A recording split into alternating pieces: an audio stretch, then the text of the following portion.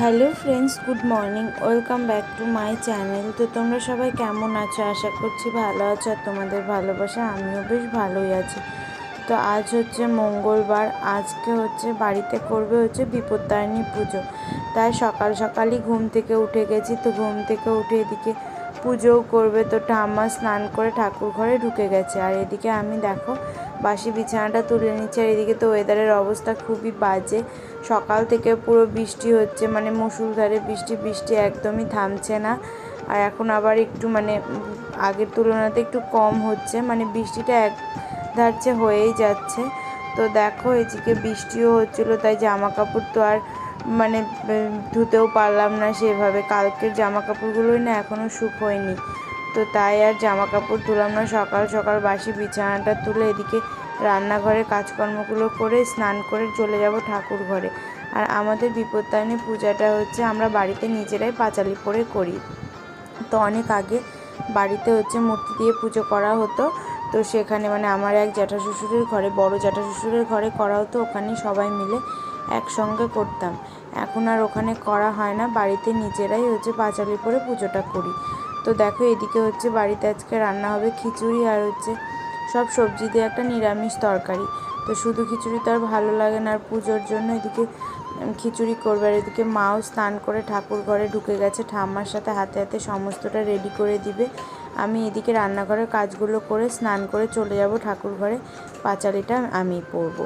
তো দেখো এদিকে হচ্ছে নিরামিষের জন্য যে সবজিগুলো সেগুলো আমি কেটে দিচ্ছিলাম। তো ওইদিকে রান্নাঘরে সবজি টবজি কেটে দিয়ে তারপরে ছেলের জন্য একটা তরকারি করেছিলাম, তো ছেলেকে সকালে খাওয়ানোর জন্য। তো সমস্ত কিছু করে স্নানও করে নিয়েছি।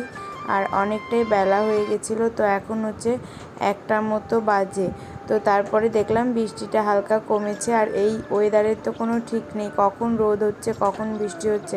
আজকে ভেবেছিলাম যে একদমই বৃষ্টিটা থামবে না। তো পরের দিকে দেখলাম যে বৃষ্টিটা একটু কমে গেছিলো। তো স্নান টান করে না জামা কাপড়গুলো ঘরেই মেলেছিলাম। তো আবার ঘর থেকে তুলে আবার সেগুলোকে হচ্ছে দেখলাম যে না, ওয়েদারটা একটু ভালো আছে, হাওয়া হচ্ছিলো। তাই কী করলাম যে সমস্ত জামা কাপড়গুলো ঘরের থেকে তুলে আবার গিয়ে সেই ছাদে মেলে দিলাম। এই জামা কাপড় নিয়ে প্রচণ্ড সকাল থেকে দৌড়োদৌড়ি করতে হয় এই ওয়েদারের জন্য। এই এই বৃষ্টি নামছে, আবার এই রোদ উঠছে, কী আর বলবো, ওয়েদারের কোনো ভরসা নেই। তারপরে দেখো ছাদে জামা কাপড়গুলো মেলে দিয়ে চলে আসলাম এদিকে আলতা পরতে। বাড়িতে এদিকে পুজো, একটু আলতা না পরলে হয়, তাই অল্প একটু আলতাও পরে নিলাম। তো আলতা টালতা পরে এই যে আমি এদিকে রেডিও হয়ে গেছি। তো এবার এই যে ঠাকুর ঘরে বসে গেছি। তো সমস্তটা মা ঠাম্মা মিলেই রেডি করেছিল। তো এদিকটাতে আমি আর সকালে আসতে পারিনি। তো তাই স্নান টান করে সোজা এই যে পাঁচালিটা পরে নিচ্ছি। তো গোটা বইটাই এটা পড়তে হয়। তো এই যে এদিকে তো ছেলে তো প্রচণ্ড বিরক্ত করছিল, কান্না করছিল। তো মাকে বললাম ওকে একটু রাস্তা থেকে ঘুরিয়ে নিয়ে আসো, আমি এদিকে তাড়াতাড়ি করে পাঁচালিটা পড়ে নিই। তো এটা পড়তে তো একটু সময় লাগে, তো সেই জন্য আর গোটা বই একটু তো টাইম লাগবেই।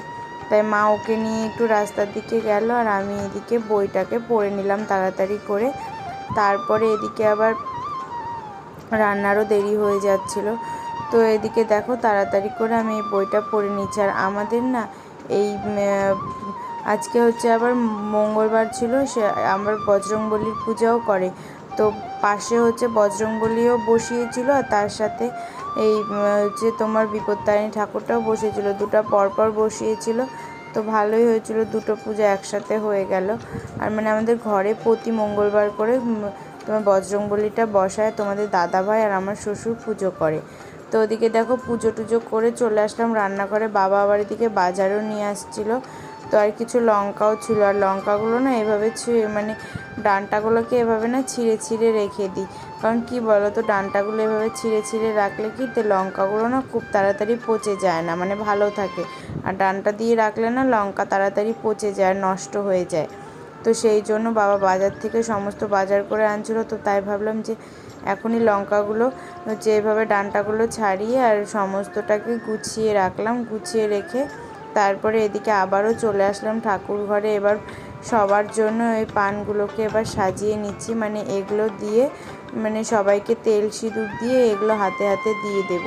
তো তাই সবার জন্য দুটো বাটার মধ্যে পান দিয়ে সমস্ত ফল টল দিয়ে গোটা গোটার এই হচ্ছে পুজোতে তো 13 রকমের গোটা ফল দিতে হয়। আর এই পানের মধ্যে সবাইকে একটা একটা করে গোটা ফলও দিয়ে দিয়েছিলাম। তারপরে সমস্ত বাটাগুলো এভাবে সাজিয়ে মাকে দিলাম। তো মা তারপরে সবাইকে পাড়াতে গিয়ে সবার বাড়িতে বাড়িতে গিয়ে দিয়ে আসছিল। তো দেখো ওটাই আমি তাড়াতাড়ি করে সাজাচ্ছিলাম। তো দুটো বাটার মধ্যে সুন্দর করে পান সুপারি দিয়ে সমস্ত ফল দিয়ে সাজিয়ে দিলাম। তো এই যে দেখো আমার দুটো বাটা সাজানো কমপ্লিট। দেখতে কতটা ভালো লাগছিল, সুন্দর লাগছিল দেখতে। তো এই যে দেখো আমরা তো এভাবেই বাড়িতে পুজো করি। তো তোমরা কে কীভাবে পুজো করো একটু কমেন্ট করে জানিও। তো এই যে দেখো পাশের বাড়ির আমার এক জেঠি শাশুড়ি আসছিলো, মানে আমাকে তেল সিঁদুর দিতে। তো বললাম যে তুমি যেহেতু চলে আসছো একবারে তোমাকে দিয়েই দিই, আর পানটাও একবারে তুমি নিয়ে যাও। তো ওটাই আমার ওই জেঠিকে দিয়ে দিলাম। তারপরে আমি যে পানের বাটা সাজিয়েছিলাম সেখান থেকে একটা দিয়ে দিলাম।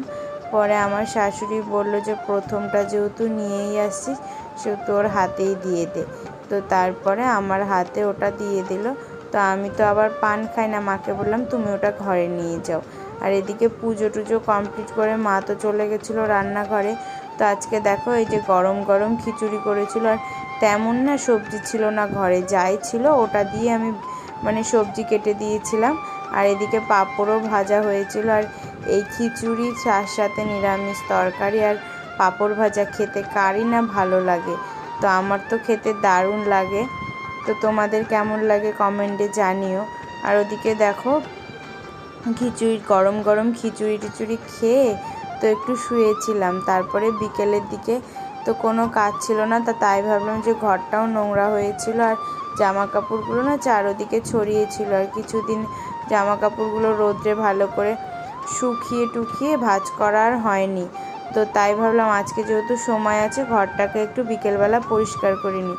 আর এই যে দেখো আলনার এগুলো না ধুলো ধুলো হয়ে গেছিলো, ওগুলোকে ভালো করে মুছে নিলাম। আর এই ছেলের না বাথটবটা না ইউজ করা হয় না, তো এটা বার্থডেতে পেয়েছিল। তো আমি তেমনভাবে এটা ইউজও করিনি, এটা নতুনই ছিল। আর ও না এটার মধ্যে স্নান করতেও চেত না। তো সেই জন্য ওটার মধ্যে আমি আমার নাইটিগুলোকে সবসময় ইউজ করা নাইটিগুলোকে ওভাবে ভাঁজ করে রেখে দিয়েছি। তো জিনিসগুলো দেখতেও ভালো লাগে, আর জিনিসগুলো আমার একটা নির্দিষ্ট জায়গায়ও থেকে গেল। আর এই টুলটার ওপরে না একটা টেডি পুতুল রেখে দিয়েছিলাম।